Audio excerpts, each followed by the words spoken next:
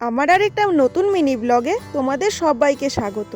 তোমাদেরকে একটা খুশির খবর দেওয়ার আছে, আর সাথে সাথে একটা দুঃখের খবরও দেওয়ার আছে। আসলে গত দুদিন হলো আমাদের বাড়িতে নতুন কিছু সদস্য এসছে, কিন্তু তাদের মধ্যে একজন মৃত। রাত্রেবেলায় বড় কাকির বারান্দায়ও বাচ্চা দিয়েছিল, আর সকালবেলা উঠলাম যখন কাকি বলছিল যে এরকম এরকম, তো গেলাম তাড়াতাড়ি।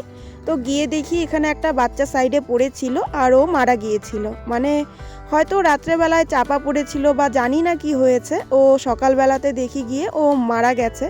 তো তারপরে ওকে ফেলে দিয়ে এসেছিলাম, আর বাকি আরও 3জন ছিল। তো এইখানে চাপাচাপির মধ্যে যেহেতু ছিল, তো আমি ভেবেছিলাম বাইরে নিয়ে যাই, ওখানেই থাকবে, ওখানে বিছানা করে দিয়েছিলাম।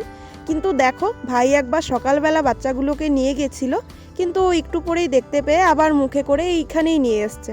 পরে আমিও একবার নিয়ে গিয়েছিলাম, কিন্তু তখনও সেম কাণ্ডটাই ঘটিয়েছে। কি করি বলো তো।